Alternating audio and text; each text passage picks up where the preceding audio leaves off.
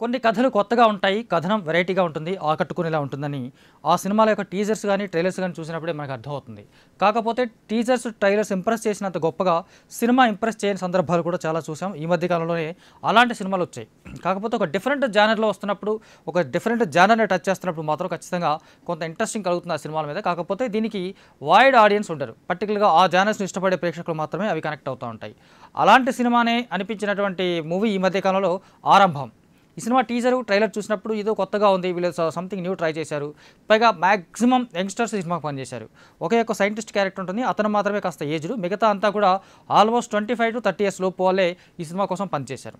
So ఒక కొత్త team, ఒక కొత్త ప్రయత్నంగా, ఒక కొత్త నేపథ్యంలో, ఒక సరికొత్త జానర్‌లో ఒక కథ చెప్తున్నాం అన్నప్పుడు ఖచ్చితంగా ఒక ఇంట్రెస్ట్ కలుగుతుంది. మరి ఆ ఇంట్రెస్ట్‌ని ఈ సినిమా క్యారీ చేసిందా? ఆడియన్స్ ఎక్స్‌పెక్టేషన్స్‌ని అందుకుందా లేదా అనేది చూద్దాం.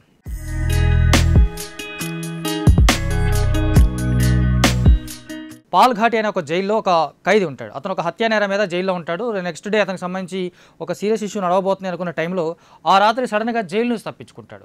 ఆ తప్పించుకోవడం అనే విధానానికి సంబంధించి చూస్తే పోలీసులు ఎవరికీ అర్థం కాదు. జైలు గోడలు బద్దలు కొట్టడం ఉండదు, గేట్ ఓపెన్ చేసినట్టుగా ఉండదు, కనీసం భూమి లోపల తవ్వినట్టుగా కూడా రెగ్యులర్ తెలుగు సినిమాలో చూసినట్టుగా లేదా రెగ్యులర్ ఇండియన్ సినిమాలో చూసినట్టుగా జైలు గోడలు బద్దలు కొట్టుకోవడం, ఊసలు వంచడము, గొయ్యి దవ్వి లోపలికి బయటికి రావడము, ఈ కైండ్ ఆఫ్ ఏమీ లేకుండా ఉన్నట్టుండి అదృష్టమైనట్టుగా ఆ మనిషి జైలు నుంచి తప్పించుకుంటాడు.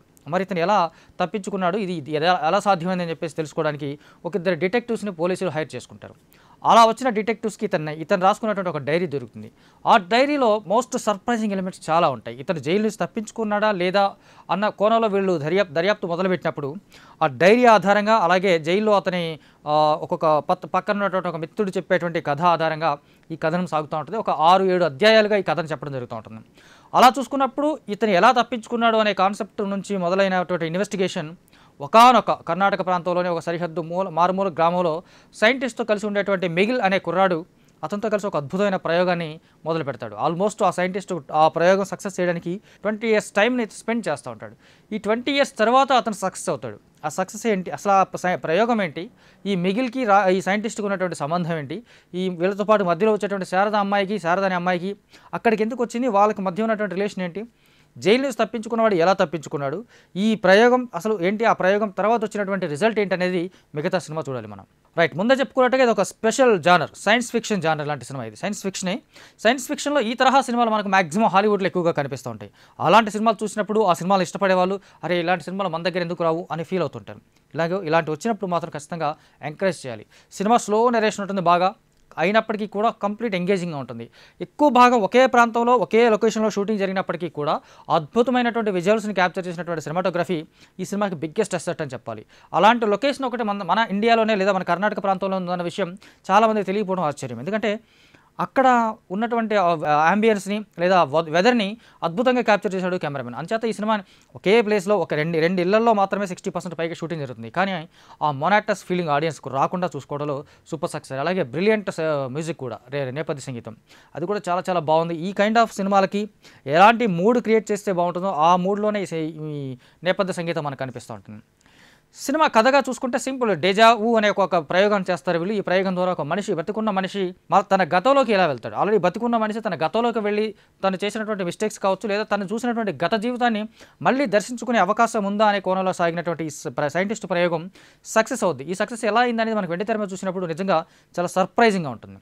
ఇట్లాంటి ఒక ట్రీట్మెంట్, ఒక డిఫరెంట్ నాన్ లీనియర్ స్క్రీన్ ప్లేలో సాగేటువంటి ఒక సినిమా ఒక డిఫరెంట్ ట్రీట్మెంట్తో మనల్ని సర్ప్రైజ్ చేస్తూ ఉంటుంది.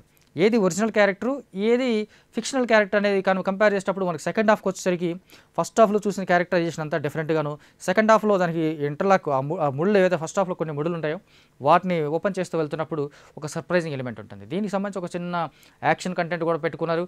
ఓవరాల్గా చూసుకుంటే ఒక డిఫరెంట్ సినిమా, ఒక కొత్తదనం. సైన్స్ ఫిక్షన్ నేపథ్యంలో తెలుగులో కూడా చాలా సినిమాలు వచ్చినప్పటికీ కూడా ఇది కొంచెం స్పెషల్ అని చెప్పాలి. ఈ స్పెషలైజేషన్ వల్ల ఈ సినిమా కొంచెం ఖచ్చితంగా ఈ జానర్లో మరొక కొంచెం డిఫరెంట్గాను కనిపిస్తూ ఉంది, అట్రాక్టివ్గాను ఉంటుంది. ఆర్టిస్ట్లో పర్ఫార్మెన్స్ చూసుకున్నట్లయితే మోహన్ భగత్ మెయిన్ రోల్ చేశాడు. అలాగే సైంటిస్ట్ క్యారెక్టర్ చేసిన అతను ఎప్పటి నుంచో మనకి రెగ్యులర్గా అలాంటి పాత్రలు ఎక్కువగా కనిపిస్తున్నాడు. హీరోయిన్గా చేసిన అమ్మాయి తను చాలా న్యాచురల్గా, పాత్రలన్నీ చాలా లిమిటెడ్ రోల్స్ తోటి చాలా న్యాచురల్గా వాళ్ళ పర్ఫార్మెన్స్ తీసుకున్నటువంటి దర్శకుడు నిజంగా హ్యాట్స్ ఆఫ్ అని చెప్పాలి. సో అజయ్ నాగ్ డైరెక్ట్ చేసినటువంటి ఈ సినిమా నిజానికి కన్నడ కన్నడలో వచ్చినటువంటి ఒక సూపర్ హిట్ నవలకి తెర రూపం అన్నట్టు. అంటే అక్కడ ఒక హిట్ అయినటువంటి నవలని అదే యాంబియన్స్‌తో, అదే ప్రాంతానికి సంబంధించి అదే నేపథ్యంలో తీసుకొని కూడా తెలుగు ఆడియన్స్‌ని మెప్పించేలాగా వీళ్ళు రాసుకున్నటువంటి స్క్రీన్ ప్లే ఖచ్చితంగా మెప్పిస్తుంది. ఇందుకోసం అయినా ఇలాంటి సినిమాలు మన కొత్తగా ఉన్నటువంటి సినిమాలు, కొత్త జానర్‌లో వచ్చేటువంటి సినిమాలు మనం ఎంకరేజ్ చేస్తే గనక రొటీన్ మూస సినిమాలు కొంత బ్రేక్ పడే అవకాశం ఉంటుంది. ఈ కైండ్ ఆఫ్ సినిమాలు ఇష్టపడే వాళ్ళని ఖచ్చితంగా ఆరంభం ఎంగేజ్ చేస్తుంది, ఎంటర్‌టైన్ చేస్తుంది. కాస్త స్లో నరేషన్ ఉందన్న ఒక చిన్న కంప్లైంట్ తప్ప మిగతా అంతా మనకి సర్ప్రైజింగ్ ఎలిమెంట్స్ చాలా ఉంటాయి ఈ సినిమాలో. ఖచ్చితంగా ఒక డిఫరెంట్ జానర్‌లో ఉన్నటువంటి సినిమాలు ఇష్టపడే వాళ్ళకి ఖచ్చితంగా రికమెండ్ చేసేటువంటి సినిమా ఈ ఆరంభం.